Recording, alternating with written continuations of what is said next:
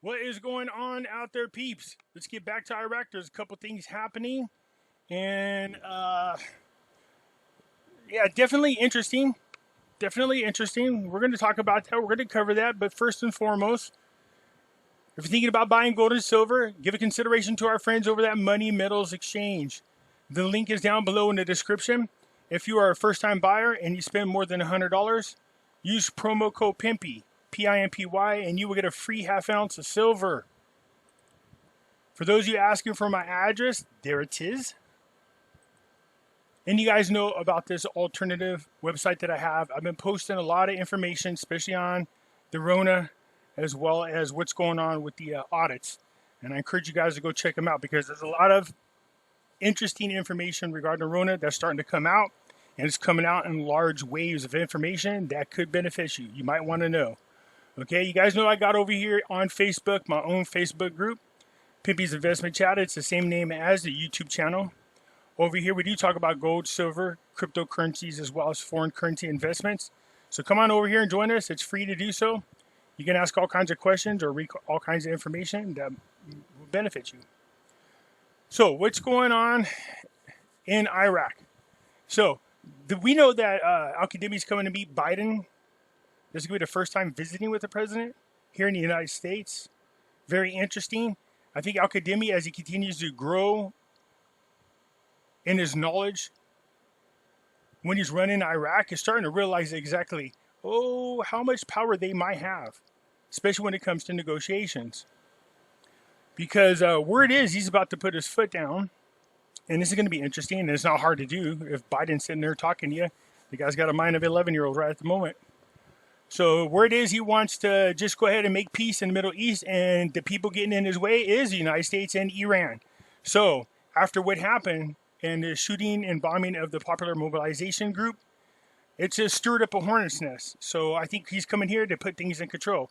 So he was coming to talk about a couple of things, but he has sent forward a whole new list of not items to negotiate, demands is what he said. So I'm curious to see where this is going. I'm hoping he does what I think he is. It's like, look, you guys, enough is enough.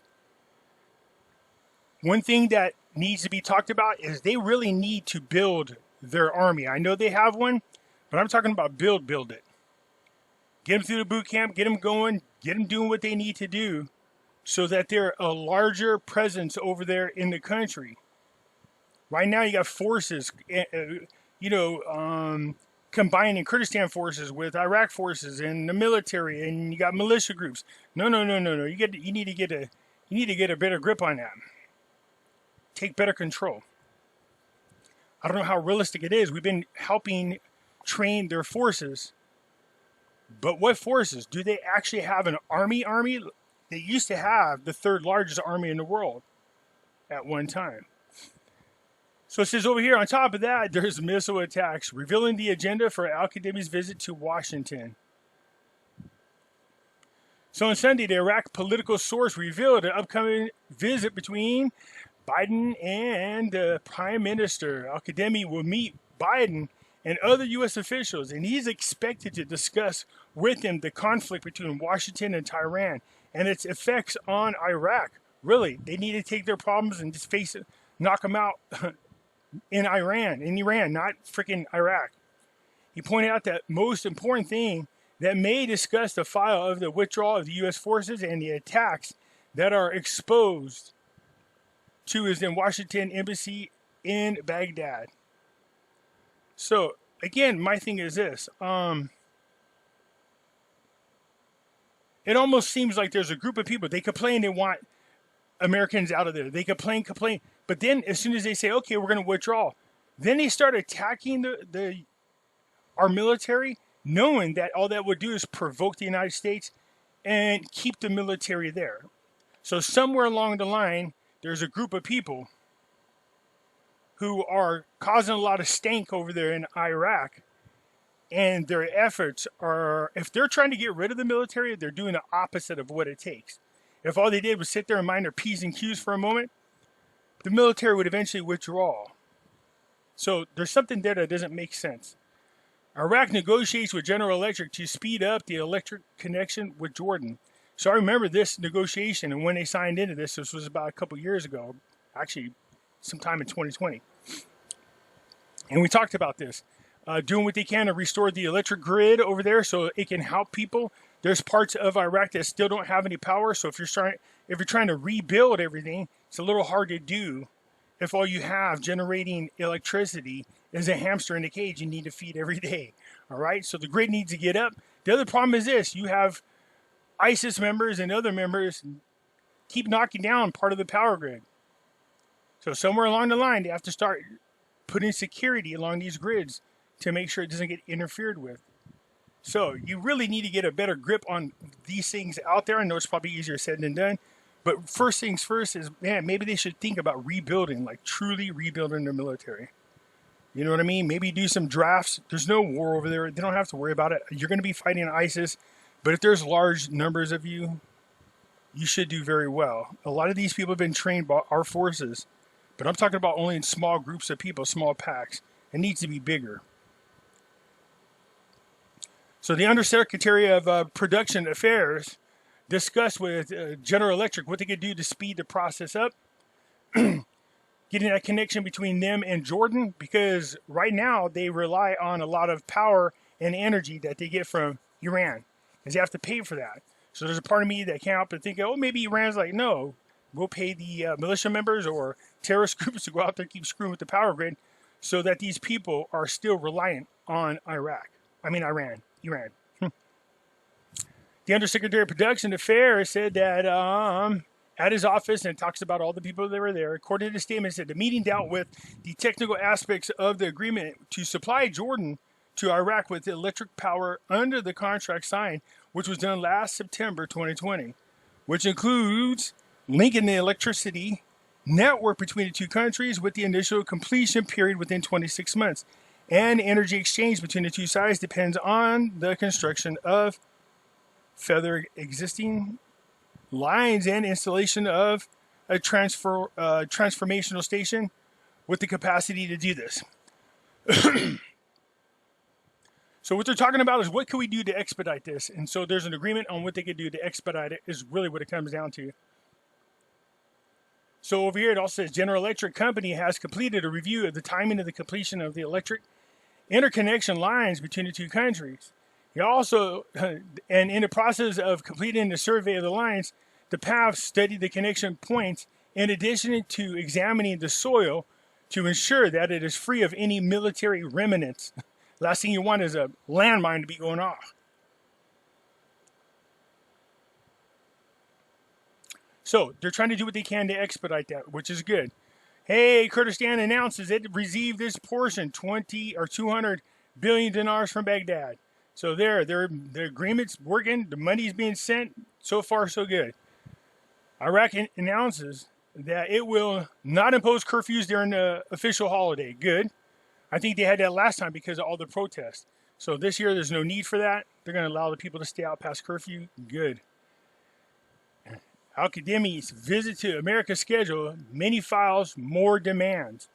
So this is what I'm talking about. But as usual, what are the most common things that countries always talk to one another about? How they could do mutual business, how they could do trade, how they can help each other's economies out. Security, what they could do to make sure that the country's secure and that people who come outside of the country to invest in the country, what steps are taken to make sure that their investments are protected. So anyways, it goes on here. It says so the circles confirmed the political forces, especially the Shiite ones, submitted requests to Al-Kazemi to carry them into the visit in Washington. And one of them is obviously ending the military presence and allowing non-U.S. companies to work in energy projects in Iraq. So yeah, I told you, one of the globalist agenda is they go in there and they do regime change, and stabilize the country, and then offer American countries to go in, or American companies to go in there and rebuild it for you. So they're saying, yeah, we want non-U.S. companies is what we want. So Al-Kazemi promised to transfer the demands and political forces to the American administration during discussion that brought him together with the leaders of the alliances. So keep in mind, remember, Biden's brother, magically, who has no construction experience whatsoever, received the $1.5 billion housing projects. That's funny how those things managed to work under Biden. During Obama's term, these same kind of contracts we found out, which was quid pro quo, they were bribed basically, is what it is. And that continues now today. So again, Biden's family taking advantage of their position of power and getting rich off of it. So Al-Kazemi's over there to talk about what they need to do to get the military out of there, what they need to do to help rebuild, but secondly, what they could do to start allowing, like I said, allow. Notice how everything is going through the gatekeepers, which is the United States. Allow other companies outside other than United States companies to help rebuild Iraq, which I think is a great thing. The last thing you want to do is be beholden to another country. Al-Kazemi is looking in Washington to keep Iraq away from conflicts. Well, this goes back in here. They're looking for investments. They're looking for outside companies or outside businesses to come in. We know this already.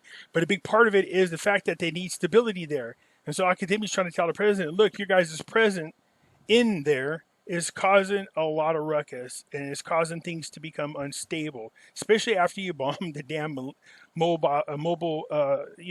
mobilization group. So, anyways, it says the source said Al-Kazemi will discuss with the president security, economic relations, and ways to consolidate stability in Iraq by keeping it away from regional conflicts at the time when the Iraq arena is witnessing security escalations against international coalition forces. So, again, if they want America to withdraw, then you know what? Iraq has to do a better job of standing up for itself, and especially doing anything and everything they can to make sure that the influence of Iran is no longer felt there, and that the will of the Iraqi people is done and not the will of another country's leader. So that's really the big issue. And how they're going to do that, I'm curious to see. So, again, in his policies, Al-Kazemi focuses on, right up here, in April 2021, Al-Kazemi counted the results of the third round of dialogues with the United States of America as a gateway to restore Iraq to its normal state. Oh man, don't just rely on them. Plus you got the IMF and the World Bank, which it was and is controlled by the United States. Stay away, Al-Kazemi, stay away. Okay, so Kurdistan announces the suspension of official working hours. Man, these people got more holidays than they do work days. That's for sure. On the occasion of the founding of the Republic, the General Secretariat will suspend official working hours on next Wednesday. Yeah, just another holiday. So, good. This is what we want. We want to see this. Here we go. The finance minister, the white papers will set the main steps for preparing the budget for the coming years. So we already know what's in a lot of the paperwork, the white papers. But again, it's only going to work as good as the people who implement it. In other words, if Al-Kazemi does not run again and a new a new prime minister is in it with a new cabinet and you got new blocks of in parliamentary, you got to be worried that, these people aren't corrupt, that they do the right thing, and that they continue following the blueprint that was set forth for them. If they don't, then it fails. There's no good. It's only as good as the people in charge implement it and then follow through with it. And basically, that's what this whole article is. It said the meeting to discuss the reforming axis identified in their white papers represented by the public financial management and financial information systems. So basically, again, we need to follow the white papers, what they're saying.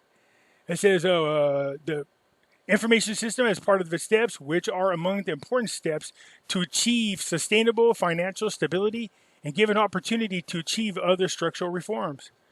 So the meeting discussed the implementation and the integration of financial information management system projects and will contribute to the increase in the speed of electronic communications of the ministry and the rest of the ministry. So you heard me talk about this before. One of the biggest problems is their systems that they use are so outdated that it's easy for corruption to take hold. So yeah, upgrading everything, we knew about this. That's a big part of it. And that's what they're saying is going to be the most primary thing for them.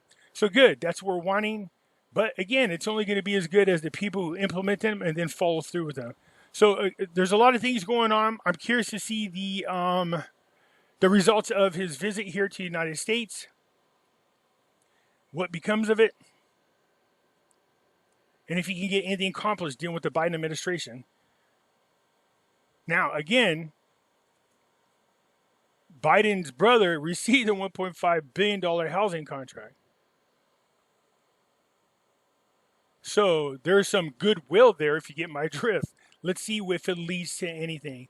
Anyways, that's it for now. Not a whole lot, but it is exciting to see what Al-Kazemi could do once he gets here, if anything at all. He's starting to become a stronger leader as time goes on. That is the word. And he's starting to make demands. Let's hope he just puts his foot down and says, you need to get the hell out of here. But if he's going to say that, he's got to make sure that his country can provide the necessary security to keep outside influence from taking over the country, or militia groups, or terrorist groups for that matter. That's it for now. Hit the thumbs up button. If you're not a subscriber, please do so, because when you do, it helps out the channel, and I surely do appreciate it. I'll catch you later. I'm out.